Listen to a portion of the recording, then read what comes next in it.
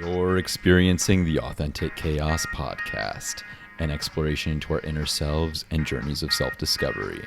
I'm your host, Vahagan Yarnosian, and today I'm joined by a good friend of mine, Shikhar Tiwari. Yes. Did I say that right? Yeah. Yes, you did say it right. Perfect. I think when I listen to it, like in automated machines. Yeah. Yeah, there are two tones of voice. You caught me. Yeah. You caught me. Unfortunately, the sounds are a little unique to me, so it takes some time for me to get it. But yeah, I mean, you mentioned just before this that I haven't been pronouncing your name properly, and that's something that I try to do. So I'm gonna try to make a more intentional effort to pronounce your name the way that it's meant to be pronounced. Yeah. To be fair, you do better than most of the people here. So, yeah. Well, I'm glad that for that at least. But you know what? I know I get annoyed by people like mispronouncing my name. I get tons of mispronunciations, but also I understand, and I'm not like, I don't get offended or anything by that. But when people take the effort to learn my name, it means a lot to me. It's always good. And actually, so at my work, the entire team goes for coffee together. Yeah. And most of the people who I work with have ethnic sounding names. Yeah. So the barista who makes our coffee at work, they pronounce our name totally incorrectly. Do you ever So during at the coffee stand, each other, we are calling ourselves with that incorrect pronunciation. My coworkers during that particular time at barista stand, they call me Shikhar. What do you want to get for coffee? I mean, at that point, it becomes like an inside joke. It's an inside joke. So yeah, there's it adds some humor to our life. Yeah. So the coffee culture, the coffee meetings are such an important part of the workplace culture, if you will, in that it's our managers give us the opportunity, the time to go and not do work for a little bit because they know we're going to be talking about work and building these connections. Yeah, so that's something that a lot of people can relate to. I was just gonna say actually the coffee culture in my team is pretty good. The entire team goes for coffee together. That's great. Yeah, we it serves two purposes, right? When we get coffee, and the other is we waste our time. Yeah, but here's a question though. Why do we have to waste our time? Our time is one of our most valuable resources. You can ask from whose perspective we are saying, when we are saying wasting our time. From company's perspective, we are wasting our time, but from my perspective, I'm chatting with my coworkers. Yeah, socializing. It's almost like you're retaking some of your time. Yeah. Maybe you're stealing it from the company, but really it was yours to begin with. Yes, that's true. Yeah, that's how I've been thinking about these things lately. But anyway, we can get on that topic a little bit later. I did want to ask about, so do you ever give, let's say you're out for a coffee, do you ever give an easier name to pronounce or a pseudonym? Oh, never. Yeah, I'm I don't know why. I feel it's my name. Maybe I can, sometimes I shorten it. I'll just use the first four letters. Yeah. I'll just say Sheikh. But not change it to, I don't know, Adam or something. Sure. Make sure the mic's a little bit closer. Okay. Yeah. Do you ever worry if you shorten it to Sheikh that some might say shit? Yeah, that's actually so. This is one of the things. My name doesn't have any it doesn't shorten easily. Yeah. So some people call it Sheikhs, but I don't know. I think Sheikhs is the only good shortening of the name that I've ever heard. Okay. It's one of those names. It's hard to shorten it. Yeah. It's a dilemma, man. My life is complicated. Yeah. That's interesting. I mean, my name is kind of similar. There's one valid shortening in my family calls me Vahag. And everyone else calls me Vahagan. And the official name is Vahagan, but I guess the N is optional. So a lot of my close family refers to me as Vahag. Yeah, I feel like your name is also kind of the same. Yeah, you can't really make it Va. Yeah.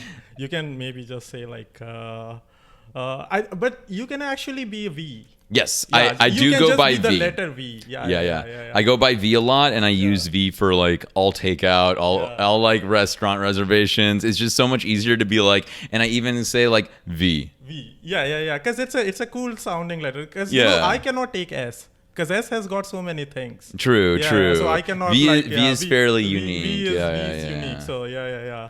It's you or like I don't know, like Victor. Some I don't know. Exactly. Yeah. So you and that guy. So speaking of V, my uncle lives in Vegas, or one of my uncles lives in Vegas, and he's a regular at a local casino, and everyone knows him as Mr. A. Oh, that like that's the And sort that's of like thing. yeah. So you can be Mr. V. I would love to get to the point where people are like, "Oh, hello, Mr. V." Hello, Mr. V. That's when you know you've made it. Yeah, and I'm just imagining. Let's say you made it, and you go back to your family, and Yeah. you're like, from now on, everyone's gonna call me Mr. V. Boss man V. Yeah. Your mom, your dad, you're like, yo, I'm Mr. V now. Yeah, call me Mr. V. Yeah, I'm sure that would go over well. They'd be like, you bastard, we never should have named you Vahagan.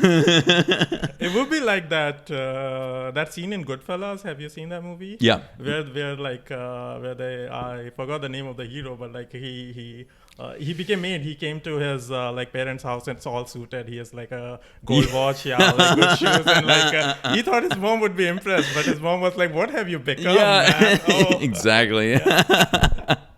But I hope to be like that, but in a positive sense. Positive, you know? Yeah. Although knowing my luck, it'll be me end up being poor, but like enlightened or something. You know who else was poor and enlightened? The Buddha. And Jesus as well. And Jesus, there you go. All the great people, man. We're not trying to aggrandize me or inflate my ego anymore, but it's just a funny correlation. It's a funny correlation that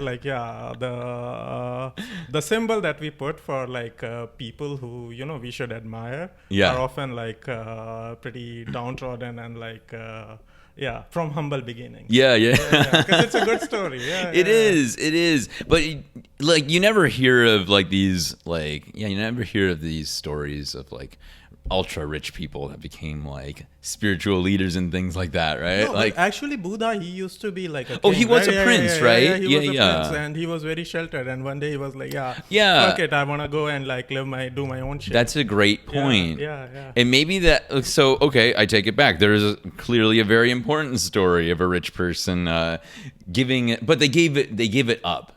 Like yes, they gave it up. Yeah. So it's either you are poor or you have like given away your money. Yeah. And I'm wondering if it's like the inherent humility in it. The humility you get when you have less resources than if you have the most resources, because then you understand the struggles of the species and the struggles that other people have better than a rich person. A rich person doesn't have our problems, and we don't even have like a poor person or like an unhoused person's problems. Like we don't have to worry about shelter, we don't have to worry about food, we don't have to worry about water. Like our basic needs of survival, if you like look at Maslow's hierarchy of needs, our basic needs of survival are met. Yep. And because of that, we can do so much, and we're able to take on new problems. But of course, and then, rich people don't have our problems. Like they don't have to worry about like rent and going up or like the price of inflation of like on your groceries and things like that. They've got other problems, like their mega yachts are. Yeah. Where are you gonna park your mega yacht? Yeah. This island is not big enough for my yacht to be parked. Yeah. How will I survive? Pesky Coast Guard is not letting me park my yacht here. Yeah, but you'd think about it, and I like to say it's important not to disregard or downplay your problems, because your problems are real to you. And like maybe we shouldn't, maybe that rich person maybe Jeff Bezos is really sad really hurt that he doesn't know where to park his giant mega yacht. Yeah. It very well could be. Why Yeah. else would Elon Musk, act the way he acts? Yeah, right. Yeah, I mean, it's just like attention seeking. Like Yeah. look at me, how I'm doing so much cool shit. No one's even looking at me, so I'm just gonna throw a fit. Like, dude, yeah. Yeah, I mean, yeah, because we ultimately all have the same brains and the same like tendencies, but like I would think that the scale of the problem can definitely increase in like size the more resources you have. Like, That's how I actually feel, like picture their life as well. Like they are doing the same shit that we are at just like a more grander scale. For example, they are still like we are discussing about rent. Yeah. They are also discussing about like property prices, but like true. but like a $10 billion property. Like, that property used to be 10 billion 2 years back. Now it's 12 billion. How am I gonna survive, man? Yeah. That was my rich person impression. You know what? I think that's an important point. That we all, and it goes back to the needs, right? Like the need for shelter is an important one, and even if you have your needs like mostly met, like a lot of the things that we care about and that we'll focus on will be around those basic needs. Like if you didn't have to care about like where you lived or whatever, you wouldn't care about like what houses you have and like the importance of having like a house or one or multiple or none. Like that wouldn't matter to you if it wasn't like a survival need. Yep, that's true. But and at the same time, maybe we can use that reflection that like the rich have the same problems but scaled up, and like people that have less means than us have very similar problems. In fact, like their problems are much more connected to I this. feel like that's where there's a slight distinction, because like for those who are very unfortunate, their problem can be it's a live or die situation. Yes. Like none of our problems, and those who are like richer or more affluent than us, none of our problems are in like a rich or die situation. But they're like it's like they're in the jungle, man. Yeah, like So I think I'm more able to relate to like people who are much more richer than me than people who are like much less fortunate than me. Yeah, that's also a really interesting point. So why do you feel that way? Because I've never been in a situation where it's like like a do or die situation. So I know that feeling that I want something, but I cannot have it. So that feeling is kind of common between us and maybe someone who's a billionaire. Sure. But like that situation that if I'm not able to like make rent, I'm gonna be kicked out, or like if I'm not gonna eat, I'm gonna like my family's gonna starve. I've never been in that situation, so can't relate. Yeah, no, I think that's an important point, and I was actually about to say that too, but yeah, like the money, the resources definitely help to soften the results, the impacts of the problems. Like, the rich person's not going to die if they can't park their mega yacht in Ibiza or whatever, right? Like, who cares? Yeah. And honestly, like, I feel like same with us. Like, Like my biggest worry is, oh man, I have to, I don't know, like work 2 hour extra, or like I didn't get I get a parking spot. Like today I got a parking spot like 5 blocks away from here. So those are like my biggest day-to-day problems. But those are like, look, on a grander scale of, life to that, they are like very trivial. Yeah, but it's also not super trivial, or not as, like, we're probably closer to being destitute than we are to those rich people, because we're still so tied and so chained to work that if we lost our jobs, then a lot of our safety would suddenly go into jeopardy. At least, like, it would feel that way. Like, the rich people, if they lose their jobs, they still have a lot of money stashed away. They can live forever. Maybe their lifestyle won't be the same. Yeah, actually, that's what I think you mentioned the right word, like lifestyle, because I've read of this, like lifestyle creep. Yeah. So even for us, maybe I am able to survive an extended period of time. I just wouldn't be able to live the way You I'm wouldn't living now. enjoy it as much. Yeah. Because like the way we are living, we equate in this world, like enjoyment is equal to money, right? Like yeah. Well, It's a that's interesting. I actually had sorry, continue with your thought, and I'll say my thought. yeah. So I have to like maybe figure out a way to enjoy with less money. And I'm pretty sure it's possible. I mean, 100% it's possible, right? Like people live here, let me adjust this so you're more in view. There we go. People live like all around the world in way like poorer conditions than we do, and they thrive. They're happy. Like you go to Southeast Asia, and like we would be like, no one is really making the kind of money that we're making, but like people are happy. They've got this community support. So when you have the community supporting you, you don't need as much money. You can live a happy, humble life, or enjoy the things that you have and enjoy the community helping you out too. I feel like in the West there's this pressure to go it alone. Like you have to get as much money as you can to support your family, right? But like you aren't relying on your community for that support, so you're kind of like subsidizing you're trying to fulfill the void that the community would have provided, and maybe not in direct resources, like maybe not giving you money, but like help with childcare, companionship, maybe emotional support.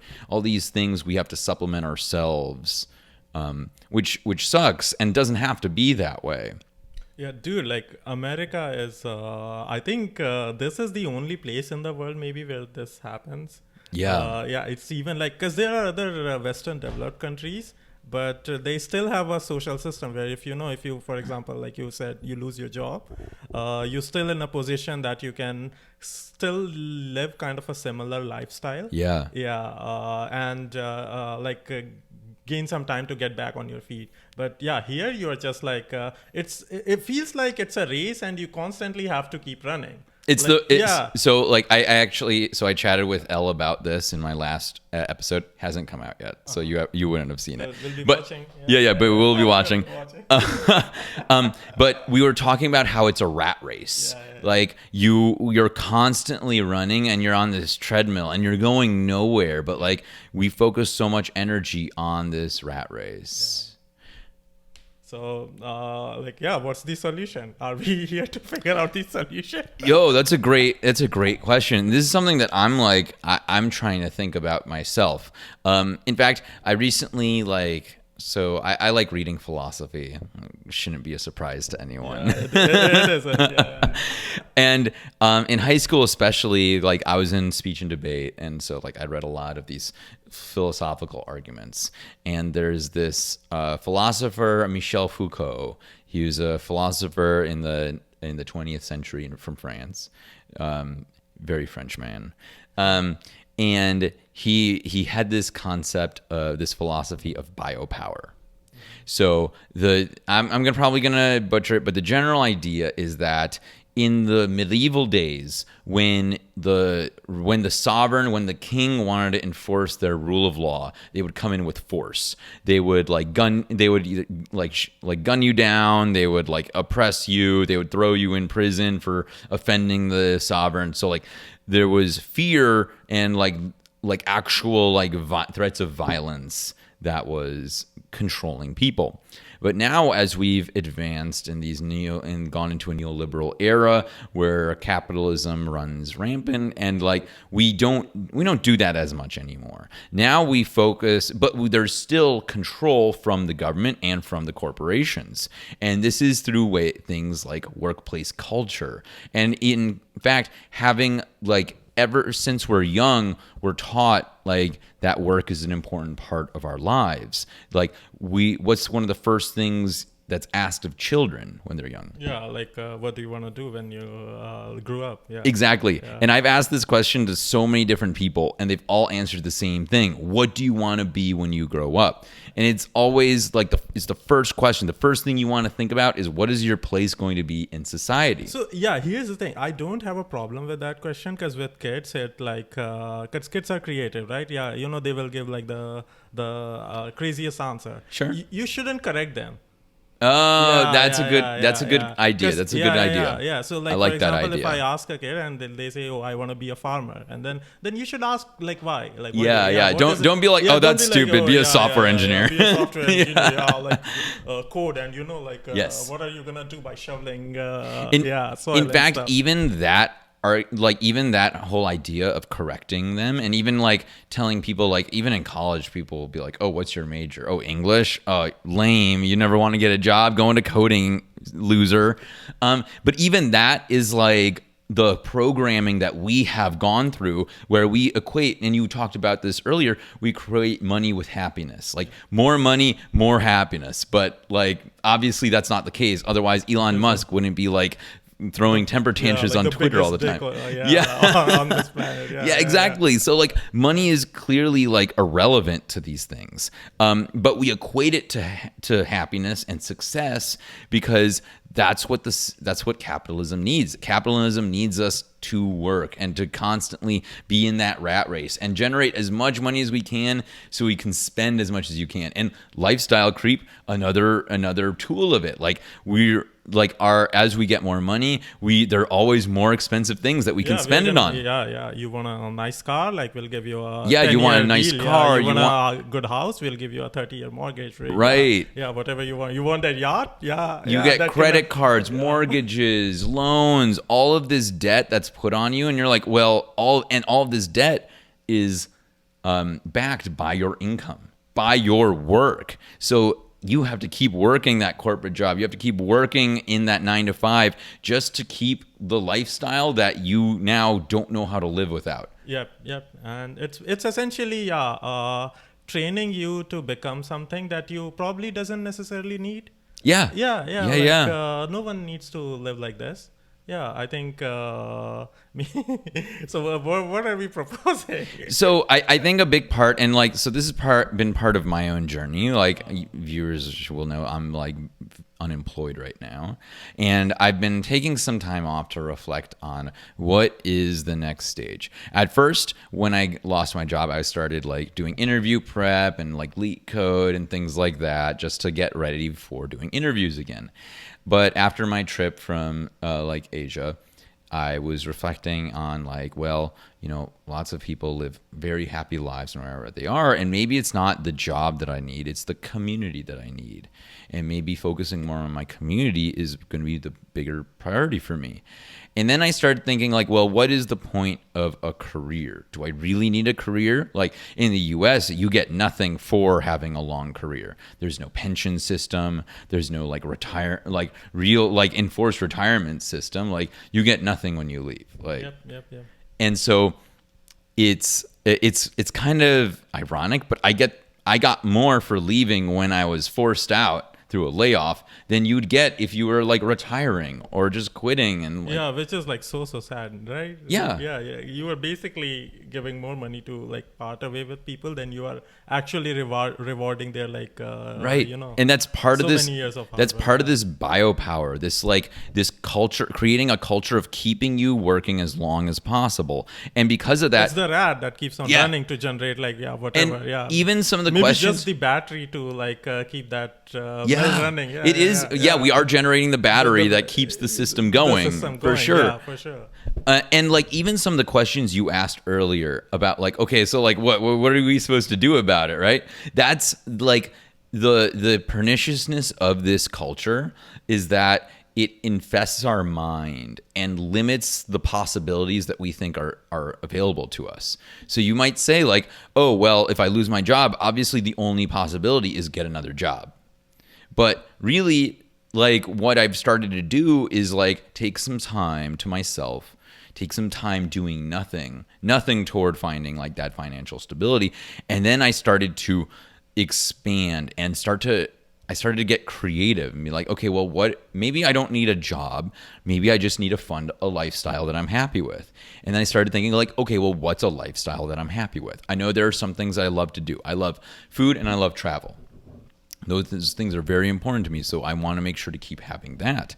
But I also know that like I don't need a lot of the stuff in my apartment. I don't need a nice place to like a really fancy place to live, and like I will always want to be with friends and like visit friends. So even if I leave, I will always come back. And so then I started thinking like, okay, well, maybe instead of planning for the far future, I'm going to just start living in the present and feeling like what I need and figure out the funding from there. And so then once I started to remove the self-funding from like the career, then it starts opening up more possibilities. Yeah, I think this is, I'm also like a big proponent of being in a position where you are able to generate enough cash that you don't necessarily have to rely on your job. A big question is, well, what is enough? Yeah, I think that is a question that I feel is very personal. It's so 100%. It's very personal. Yeah, because some people might enjoy, some people might want to go for that, luxury yacht. And they should. Some people, if and you they want should to, feel to pursue it. But I feel like just because it's marketed that success is equal to having those having that big number. I think that's where we lose a lot of focus on. 100%. And I think so the big thing for me is just asking the question, what is enough? Or like just even starting to think about it. No, I haven't. And like I may never, because it's going to change. Like right now I know what's enough for me, but like as my situation changes, that'll go up, it'll go down. And so it's not like an answer that you're going to have that's like set in stone and constant. It's like a checkup. And the idea of this exercise is to ask yourself like, what do I actually need to be happy? And then you have to ask the question of yourself, well, what contributes to my happiness? And then that will like help you strip away a lot of those expenses that you're spending that you don't really need. Maybe you don't need a Netflix and a Hulu and an HBO subscription. I feel like you could maybe write a program for it, like where you can enter like a bunch of parameters and then it will give you that. As ChatGPT, what's my happiness? What's my what's worth of my happiness? What's my happiness worth? What's my happiness worth? Oh geez, if we can ever get to the point of like an AI deciding that, that it's going to be exploited. It's already happening, man. It's already I don't believe it. I don't believe it. Deciding what? Okay, like up to what level do you feel like AI is going to influence our life? I don't think AI is going to help us with the more personal decisions. Like, am I happy in this situation? No AI can do that. Like, we can barely do that for ourselves sometimes. But okay, so like not maybe that, but a lot of services provide like therapy services where you can text and get some response.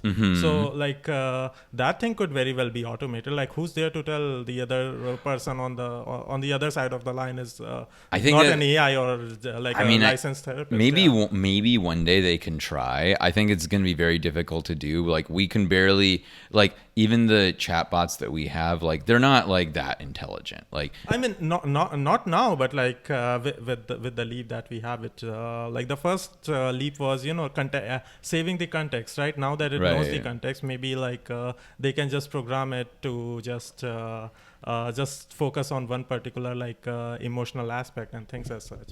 So I don't know. I mean, it's still early days, but like I feel like it's going to influence our lives in much more ways than technology should. Maybe I don't know. Totally possible. What are some ways that you think technology should influence our lives? So I feel like internet is good.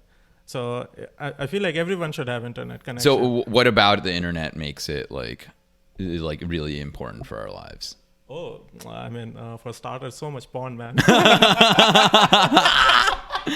Well, that porn has been a huge driver of technological innovation. I mean, we've got to admit, like, why do we have periodicals? Yeah. Why did we have why the internet got so big? Why do we need TV? No, but jokes aside, I feel like information sharing, that's pretty important. Yeah. So now I can know whatever happened and with my parents back in and back home in seconds. Yeah. Interconnectivity is really important. It is. There are some downsides to it, unfortunately, in that because there's no regulation on helping people understand what information is right and what information is less right, or probably less right. Yeah. Our minds aren't meant to have that flood of information. Yeah. And this news consumption thing, I think this is a problem in the first iteration of internet, when Facebook first started having the MySpace days. The MySpace days, as well as people were sharing news on Facebook. Yeah. We firsthand experienced how easy it was to, let everyone in your circle know anything. Yeah. You just post. So we firsthand experienced we grew up with it, right? So we kind of experienced the power of, scaling factor of these and just companies. So this is the question. Yeah. So coming back to the previous topic, I feel like internet is important, but then if we take to next level, social media, is it really that important? So and then again, there are so many variants of social media. Keep the mic close. Yeah, and then there are so many variants of social media. Maybe some of them we do need, some of them we don't need. So I feel that's with AI. I think the biggest, even in technology space, the main concern that people have is all these big companies have fired their ethical. They had an AI ethical team within them. Right. Google had AI ethical team, but now they have just defunded them, and they are we are not gonna look into it. All hands on just developing the product. I mean, I think that was always the plan. I think we're fooling ourselves if we think that these companies ever cared about regulating their own technology, because the companies don't care about the ethics of it. They care the fiduciary responsibility of the CEO and the board of directors is to the shareholders. They're just trying to make as much money as possible. I think the whole idea of them having AI ethics departments, I think that's was complete just propaganda and PR. It bought them a lot of PR, Google's model, don't be evil and things like that. But then what happens? When they start needing to make cuts, they cut the whole department. Cool. So obviously this wasn't really that necessary. And now we're seeing these significant increases in these chat bots, that I think the real risk of these chat bots and not having them be regulated is that people expect a lot more out of them than they are capable of giving. And this I think it creates a lot more of a power imbalance, where we're saying that this chatbot can maybe make decisions for my life for me. And I think that can get us into real trouble. What happens when a malicious hacker hacks the network? We know that generative networks can easily be hacked, and in a way where it can start providing detrimental information. So that's always, and people have been utilizing technology for nefarious reason even currently.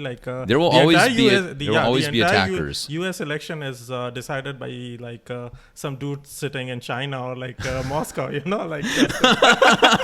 So we're already we're dropping some interesting facts, huh? This is an example of one of those the internet doesn't always have the right information. No, but there is misinformation.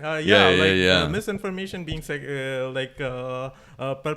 perpetuated by other countries. Election interference is a thing. So technology is still being who could have thought you could influence election in some other country without without any without bribing or without 10 15 years from now, if someone would have said, people were are you crazy, man? How can you influence did you know that Facebook is actually was actually not primarily responsible, but was like a significant contributor to a genocide. Yeah. In Rohingya, right? In Rohingya, in Myanmar, yeah. They ate a lot of shit for it, but I read the Amnesty like article on it. Yeah. And apparently, Facebook had some moderators, right, who are in charge of moderating the content. And for Rohingya, they have such a big country, and so much like you said, like a literal genocide going on there. And they had just one or two moderators just for that. Just one or two. Yeah, their entire my God. Yeah. Who are in charge of filtering all the information, ensuring that whatever gets posted on Facebook with respect to that news is it true or not. Yeah. They are it's just 2 or 3 people. That's nuts. I hope Holy if I'm wrong, maybe Facebook please correct me. I don't want to get sued by Facebook. I'll let you know if Facebook complains about this Facebook don't episode. sue me first of all. Yeah, but if I'm wrong, please correct me. I'll try to find the article. Yeah, because we also don't want to spread misinformation through this. Yeah. But I think that's still like a good example of like technology can be attacked, and like without having some sort of regulations and protections around it, like it can go crazy. Like people, like there are examples even now of on the lesser scale of like people like kind of hacking responses out of these chat bots to like be more explicit or like more sexual than they're intended to be. And like this is in the first days of these like chatbots advancing. Like what happens as these attackers start to get more sophisticated and start to go after like the model itself. Like there's a lot of risk, and if we put too much trust in these bots, just like if we put too much trust in the internet, people's lives could be in jeopardy. Like what happens if one of these chatbots starts telling people to like kill themselves? Or to leave relationships or something like that. It could very well be possible if offload these chat boxes to become someone's therapist or stuff. These and that's why like these chat bots are never going to be a replacement for like the actual community around you, for the people who love you, for therapists, for your friends, for and for yourself. Like you will never be able to get the answers that you're seeking inward from the outside. Even like your close friends and loved ones will never be able to tell you who you are or what makes you happy. That's true. Yeah. And going back to the initial point of like, can a chatbot ever tell you like how much money you need to live a happy life? No, because you have to figure out what is happiness to you. Maybe you can very easily ask a chatbot to budget your life. If you're like, hey, I want to travel a couple times a year, create a budget for me. How much do I have to save? For sure, technology is great for things like that, but in that case, you know what makes you happy and you know what you need.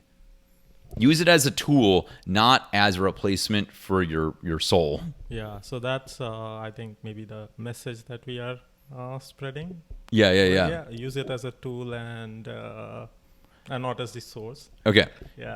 Yeah, I 100% agree. All right, folks, we're back. We just needed to take a little break, and that's what happens, though. You've got to listen to your needs, is what I'm telling you. Listen to yourself, listen to your needs, and life will be good. Yeah. It's never a wrong thing to take a break. Yeah. Right. Yeah. Take a break from and not just take a break from the things that we like to do, but also take a break from work. Yeah. Take vacation, take time off, take your time back. We are so used to living these lives of hustling, especially in our generation, in our parents' generation. You work.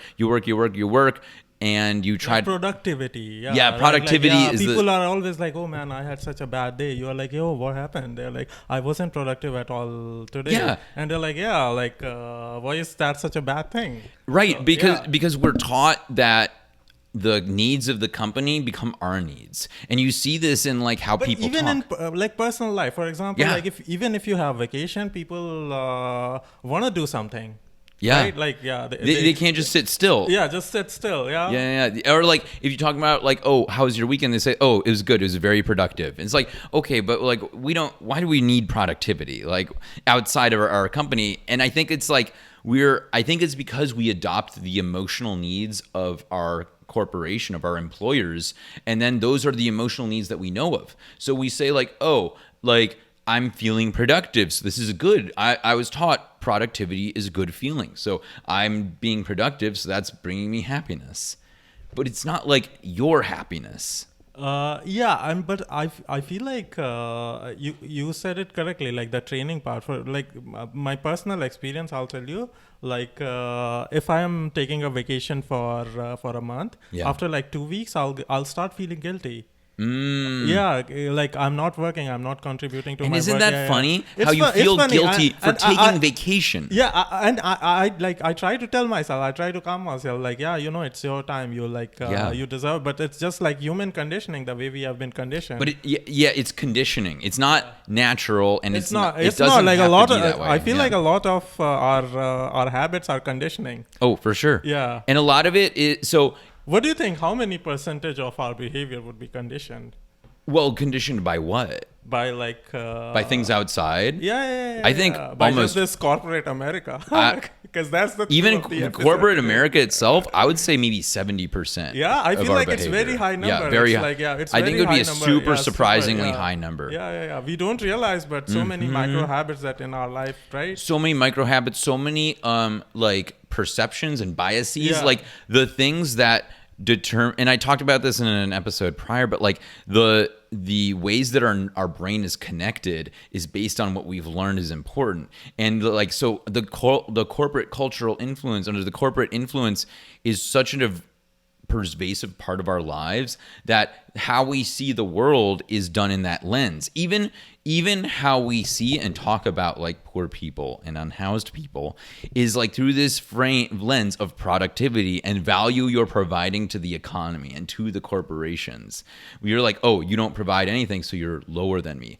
And that's one of it. And the other is that, oh, if I don't work hard enough, I will become like you.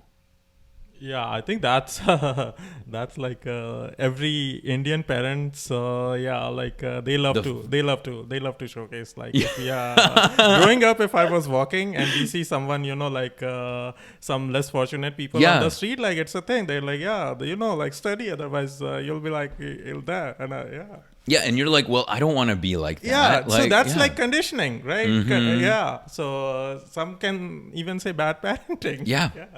And so, but like they learned from their parents, and so their parents learned from the culture. So it's like the cycle, right? It's a huge cycle. Yeah. Mm-hmm. So like I'm a big proponent of breaking the cycle, and I want people to explore their own paths, explore their authentic chaos, what makes them them.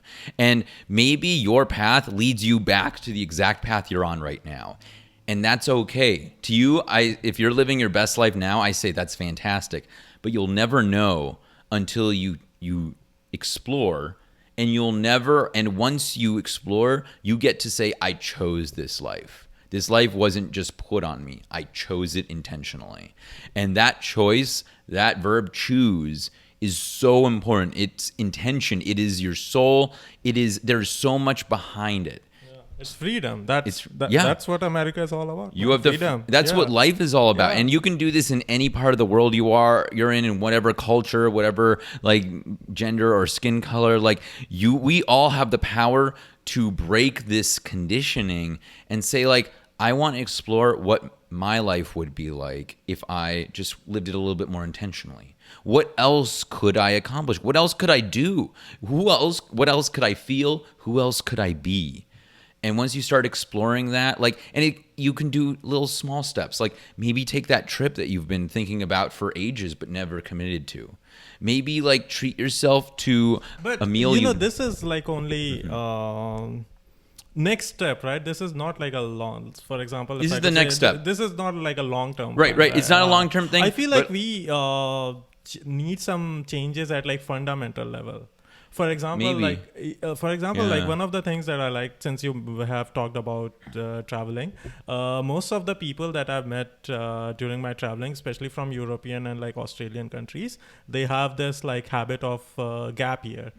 Hey folks, sorry, had to charge the laptop a bit, so we took a little bit of a break. But I wanted Yeah, like first of all, shout out to professionalism. I try to give my viewers a very professional looking and excellent experience. That's important to me. Yeah. Okay. So I wanted to finish up on the conversation we had. We were talking about you're talking about the fundamental things that could be done to like help people like maybe take that trip that they've been wanting to take, or like Yeah, so fundamental, I was more talking in terms of like the policy changes that like folks should introduce. For example, like one thing I have discussed with you in the past as well, like why do we have to work for so long, continuously so long and then retire? Why cannot we be in a model where you can, we can work for let's say 5 years and then we can have 1 year as a gap year. And it's like there could be laws protecting around it, protecting it. Like for example, you cannot be fired during that gap year. Like a sabbatical, like like a more sabbatical. More so that you can you make some money and then you have time to like enjoy that money as well, right? Like what's the point of working so hard that you're not like dedicating time to yourself, and in the process maybe you learn more about yourself, right? Oh, for sure. I mean, so many people say that they learn more about themselves when they travel, when they put themselves in these new situations.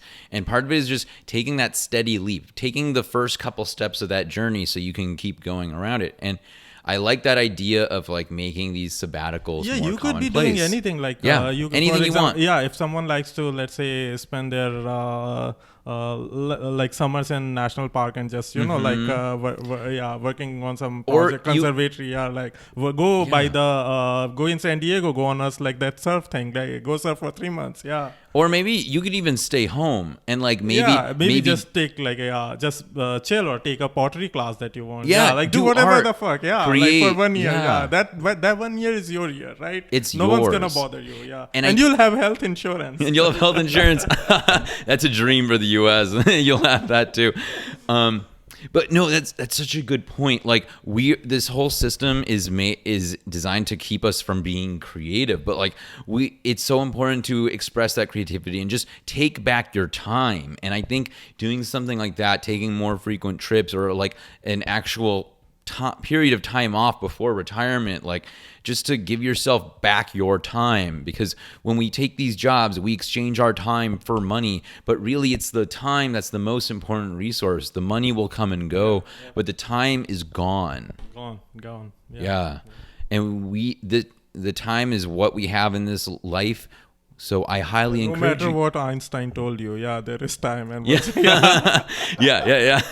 Time may be infinite on like a space level, on a galactic level, but like for us, it's very finite, very finite. So enjoy it as much as you can. Go spend that time with the family members that maybe you don't hang out with as much. Go enjoy with your friends. And meet new people. Meet new people, but the important thing is that you're doing it because you want to do it. You're spending that time the way you want to spend it.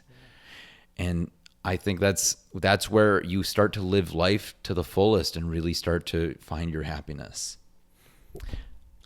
Well, Shikhar, we both have things to do later today, so I want to. It's a Saturday, It's a holiday, So we can wrap it up. Do you have any final thoughts that you'd like to conclude on?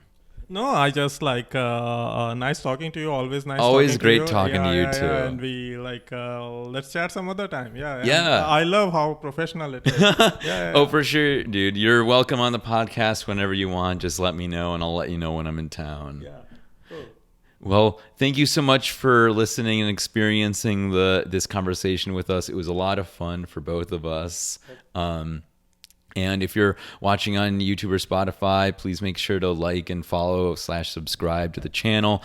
It helps out a lot. If there's anything you'd like to hear me talk about or have conversations about, just add a comment below. And of course, follow the Instagram for more updates. So thank you again. And thank you, Shikhar. And as always, embrace your chaos with kindness. Thank you so much.